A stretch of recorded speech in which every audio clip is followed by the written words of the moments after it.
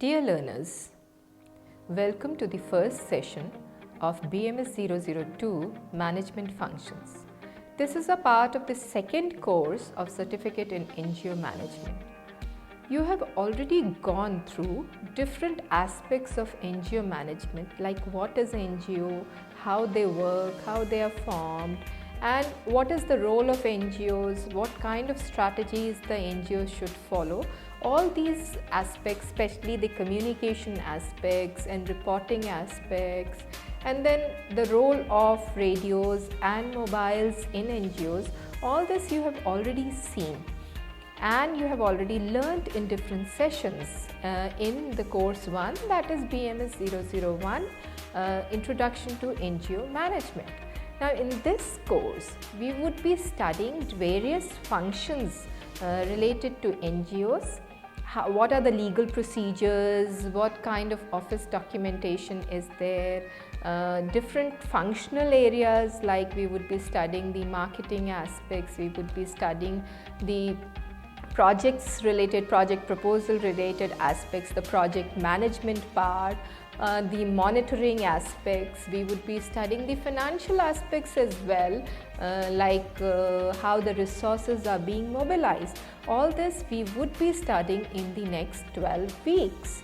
The first week would be covering 2 sessions on Unit 1 of the study material, which is available online also, and it is available on the site of the course.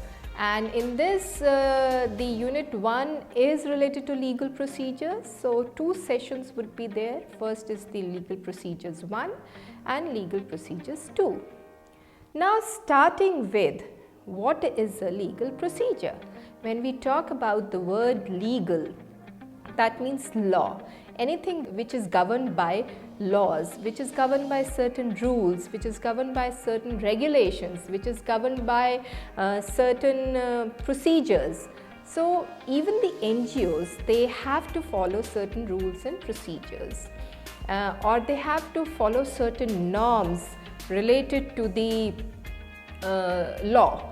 And when the NGOs are formed, we have already seen how the NGOs are formed. We would be going through that part again in brief, and then in the second week we would be studying the documentation procedure also, and what are the documents required to register an NGO. So a brief of legal procedures we would be studying in this first session, and in the second session we would be trying to highlight what are the taxation process involved for NGOs. So when we talk about legal procedures related to NGOs, we need to know certain particular thing. What is a non-governmental organization? We already know that NGO is something which does not come under the purview of the government. It is an independent entity which is not governed by the government, though they act in partnership with the government. So there are around 31 lakh NGOs as of now in the country, and looking at the statistics, it is quite obvious that these NGOs are not adequate enough as compared to the population of India, which is around 135.26 crores. So there are many NGOs operating in the country, but they do not match to the population level, and especially in the trying times which we are facing, the requirement of NGOs has increased at certain levels, and the commitment related to NGOs is also in demand. So it is very easy to open an NGO, but it is very difficult to continue with the commitment related to the non-governmental organizations. When we talk about the constitution of NGOs, there are 3 different forms. We have already studied the types of NGOs, like grassroots work NGOs, like advocacy NGOs, like education NGOs. We have different types of NGOs at the ground level. But when we talk about the constitution of NGOs, there are 3 different kinds of NGOs. The detailed information regarding to this has been covered in first course, but more of it would be covered in the second week. So I'll just be touching upon what are these three constitutions which make a basis of the taxation rules which are to be followed by the NGOs. Now the first form of constitution is the trust, the second one is the society, and the third one is the company. Now you would be wondering that why company? Company is always profit making and NGOs are not for profit making. But there are certain NGOs who act as the companies but they are not for profit making. So we have three variants. One is the trust, one is the society, and other is the company. When we talk about the basis of selection of different forms, these are some of the important parameters which are given on the slide, and these parameters are considered while deciding what form of or what kind of constitution our NGO have and what term we should be giving to that NGO, that particular NGO, whether we should call it as a trust, whether we should call it as a society, whether we should call it as a company. So these are the basis of selection, and the first one is the size of the institution. What is the size of the institution? How many members are there? How many board of directors are there, etc. So all these details we would be studying later. The other aspect of selection is the cost. The cost is very important in this case, as the cost decides what kind of investment has been done in the NGO. So this is another basis. The third basis is the number of persons involved, number of individuals involved in an NGO. It can be opened by one person also, but then this number of persons decides what kind of an NGO it is. Then there are certain compliances, there are certain government rules and regulations which needs to be complied with that decide what kind of an NGO it is. And the fifth aspect is the international appearance. Whether that NGO has an international appearance or not, that has to be decided. If it has an international appearance, that means that NGO is big enough to be on an international platform. These are some of the stages in the formation of NGO which decides if the NGO will be formed as a trust or society or a company.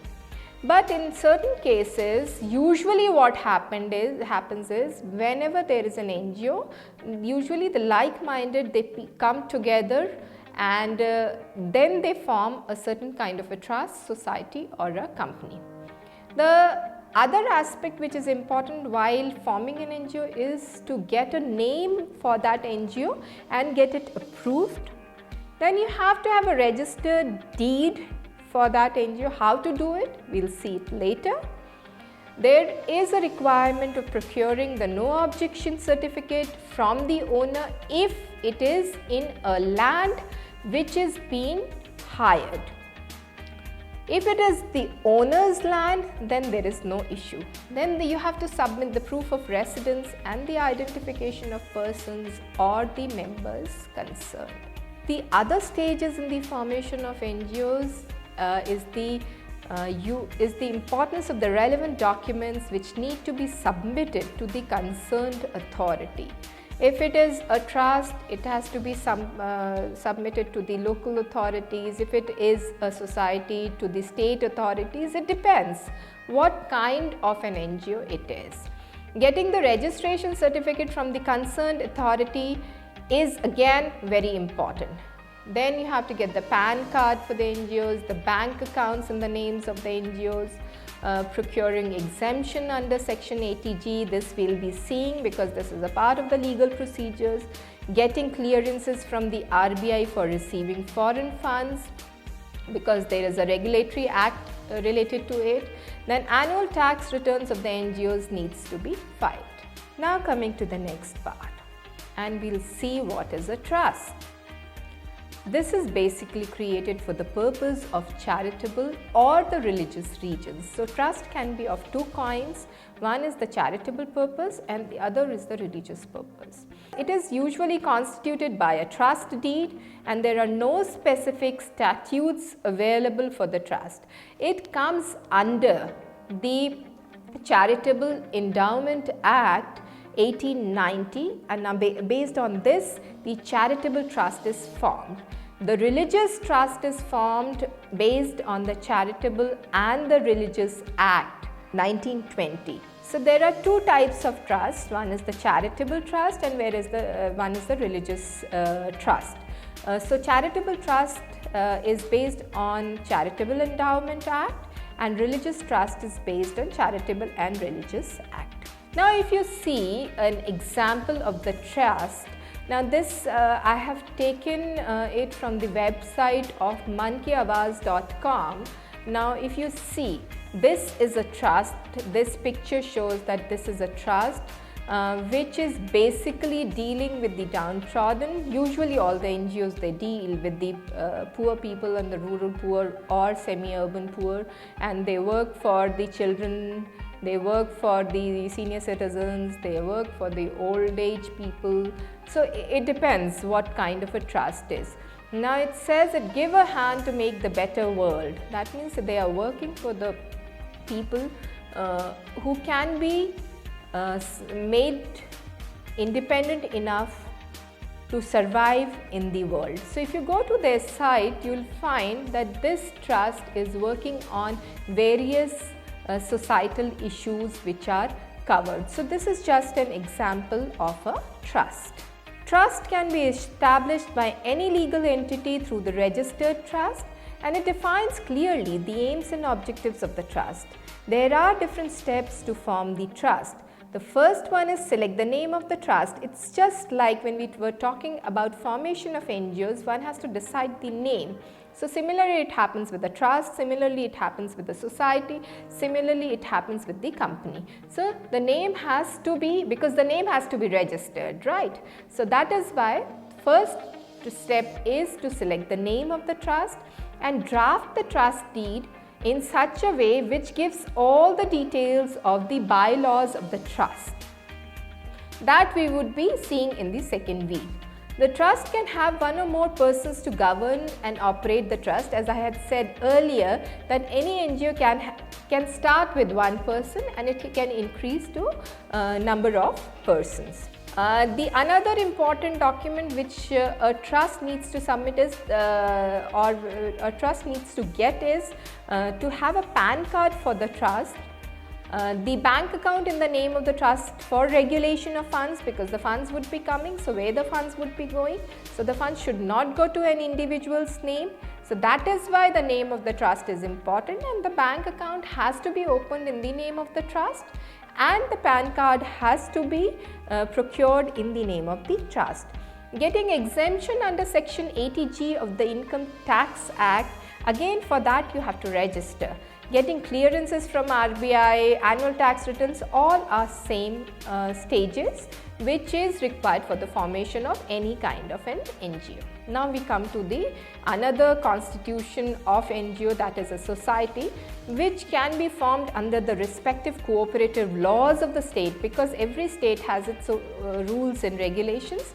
The society which has been formed in a particular state has to follow that state's rules and regulations. There are so many cooperative societies. We had discussed in course 1 about these societies, but I'll just give you a brief that there is one society which is SEWA and which operates in Ahmedabad. That means it has to follow the rules and regulations of the Gujarat state. So similarly, there are different kinds of society in different kinds of states. They are applicable, the rules and regulations of that particular state are applicable for that particular society. Usually these are used to deliver the goods and services to the society. The process of registration varies from state to state. What is a society? When we talk about a society, it is an association of persons who come together by mutual consent to work jointly for a common cause. So again, the issue of like-minded people comes. So it has to be mutually agreed upon, and the compliance of all the rules and regulations of the society, registering the society, has to be made under the Societies Registration Act 1860, which is one of the first and foremost act for regularizing the NGOs or for making the formal NGOs work in our country, and this was one of the first acts which recognized the NGOs in the formal form. Now this is an example of one of the societies. Again, it has been taken from the website. If you go through their website, you will find all the details, and if you see it clearly and if you just work or just operate this site, you will find that they have registered for section 12A and they have exemption under section 80G also. So they have registered themselves under these particular sections to get the exemption, and this picture has been taken from their website, that is sunshinesociety.in. So you can just visit this website and you can very well see how they operate, what is the functioning of this particular society, and how they provide the mechanism, or they provide the basic needs to the senior citizens or the old age people. Now coming to the third constitution. This is the last part, and when we choose the name of the company, as we did it in trust, as we did it in society, that helps in registering. The draft of the company deed, like you did it for trust deed, it should be for company deed, which gives the details of the bylaws of the companies. Memorandum of association is very important in this particular part. The provisions of the act should be followed, and in this section 8 of the Companies Act should be followed.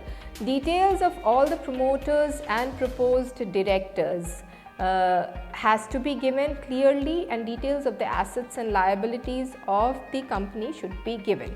Now this section 8 is considered, and in Companies Act 2013 the section 25A has been covered for the formation of companies which are related to NGOs. One has to estimate the future income of the company, because though it is not for profit making, it is going to make some income, and the sources of income has to be specified. This is all at the time of the registration.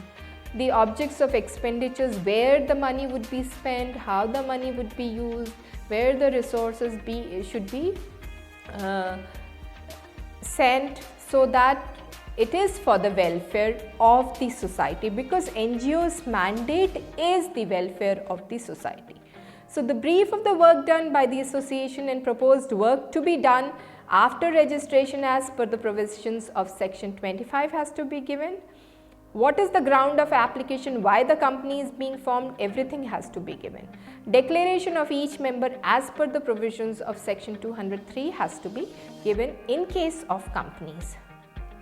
So now this is the whole thing which we are covering here, and in the next sessions we would be dealing more of the legal issues related to these particular constitutions. To summarize, we have studied what is a trust in brief, what is a society, what is a company, and what are the stages of formation of these particular constitutions or forms, and how they should register themselves to be available or to be in the system. So this is all for the first session. Thank you.